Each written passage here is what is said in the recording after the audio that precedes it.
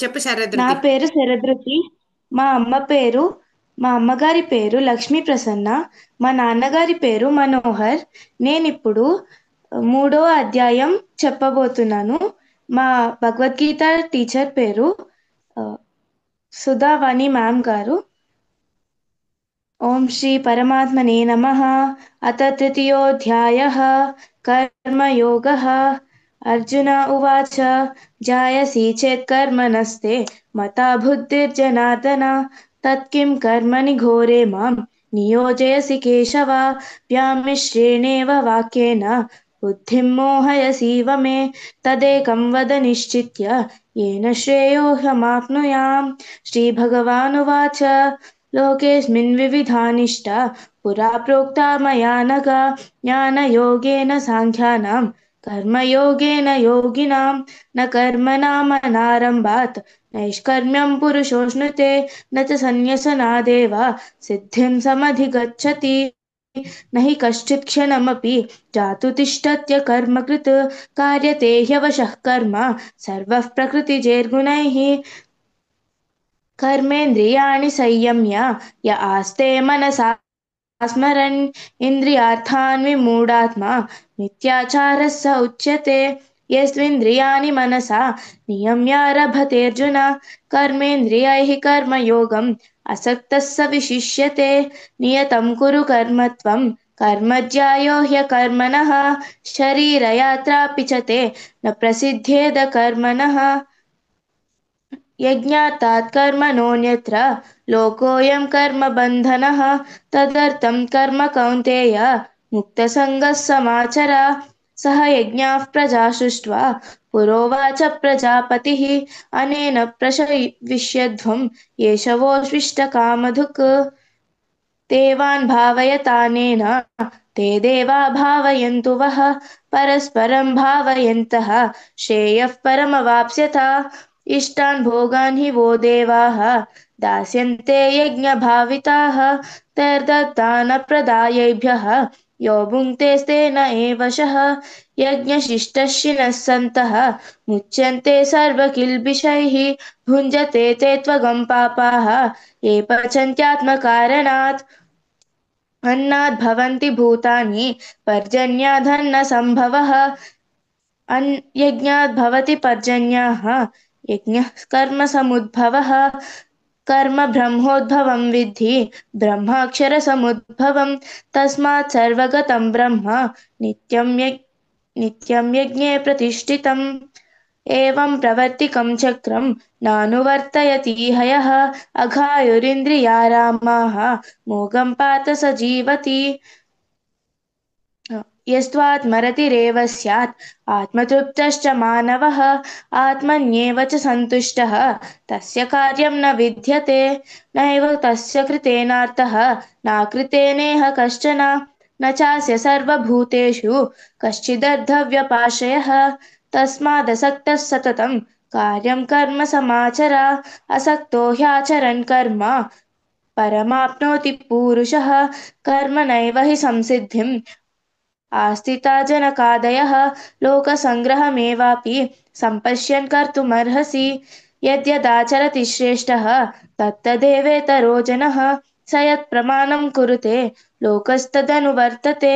न मे पार्थास्ति कर्तव्यं त्रिषु लोकेषु किञ्चन नानवाप्तमवाप्तव्यं वर्त एव च कर्मणि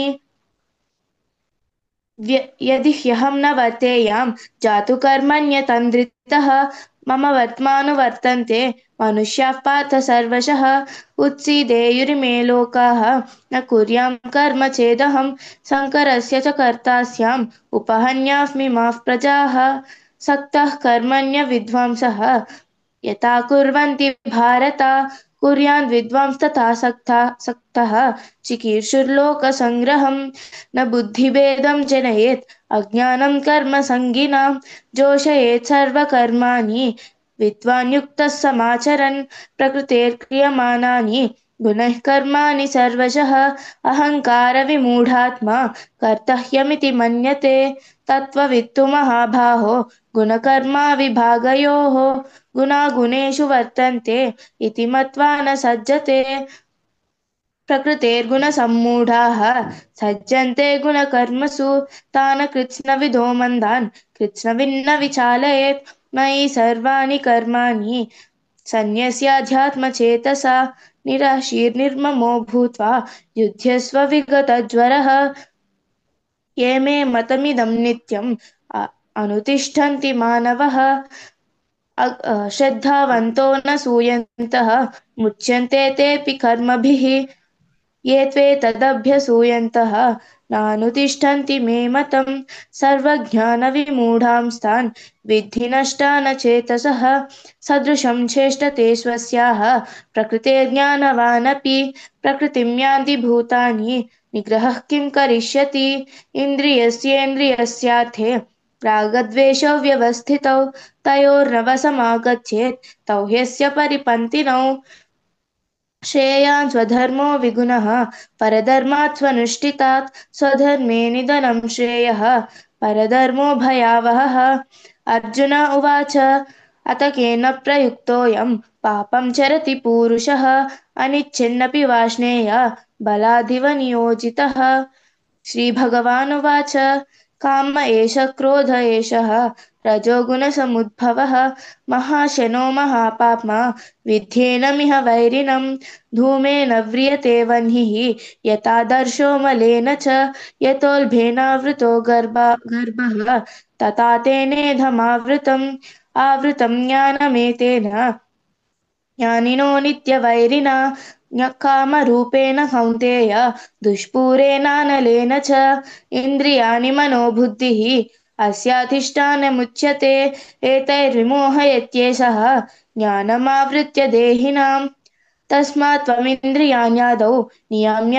भरतर्षभ पापानं प्रजहिह्येनं ज्ञानविज्ञाननाशनम् इन्द्रियाणि पराण्याहुः इन्द्रियेभ्यः परं मनः मनसस्तु परा बुद्धिः यो बुद्धेः परतस्तु सः एवं बुद्धेः परां बुद्ध्वा संस्तभ्यात्मानमात्मना जहि शत्रुं महाबाहो कामरूपं दुरासदम् ॐ तत्सदिति श्रीमद्भगवद्गीतासु उपनिषत्सु ब्रह्मविद्यायां योगशास्त्रे श्रीकृष्णार्जुनसंवादे कर्मयोगो नाम तृतीयोऽध्यायः। మెమరీ చాలా బాగుంది శరదృతి. చెప్పినట్టుగానే కొన్ని కొన్ని చోట్ల చిన్న చిన్న మిస్టేక్స్ అయినాయి. ఆ ఫస్ట్ శ్లోకంలోనే ఫస్ట్ భూ అన్నావు చూడు, ఆ భూకి రాకూడదు, బుద్ధి ధీకి రావాలి. అది చిన్న చిన్న మిస్టేక్స్ ఓకే అట్లాంటివే. మిథ్య ఆరో శ్లోకంలో మిథ్యాచారస్స అక్కడ కూడా సా ఉంది, అక్కడ కూడా చిన్న మిస్టేక్. మళ్ళీ 12లో కూడా చిన్నది ఇష్టాన్ దాస్యంతే యజ్ఞ షహద్, ఇక్కడ కూడా చిన్న మిస్టేక్ జరిగింది. చిన్న చిన్న మిస్టేక్స్ అలాంటివి ఉన్నాయి. వర్తమాను ఇక్కడ కూడా వృష్టి దేయురమే లోకాహ కాదు, 24లో మిమాఫ్ ప్రజాహ అది ఉపహన్యాహ్ అన్నావు, అక్కడ కూడా ఒక చిన్న మిస్టేక్ జరిగింది. మిమాఫ్ దగ్గర అక్కడ విసర్గలు రావాలి. మళ్ళీ మానవాహ 31 శ్లోకంలో మానవహన మానవాహ, ఇలాంటివి చిన్న చిన్నవి ఉన్నాయి. అది చిన్న మహాప్రాణాలు కూడా ఒకటి రెండు చోట్ల మిస్ అయినాయి. కొంచెం బాగుంది, అదర్వైజ్ అంతా ఓకే. మెమరీ అయితే బాగుంది, ఓకే మ్యామ్. లైన్ గా వెళ్ళిపోయింది ఎక్కడ ఆగకుండా. గ్రేట్, బాగుంది.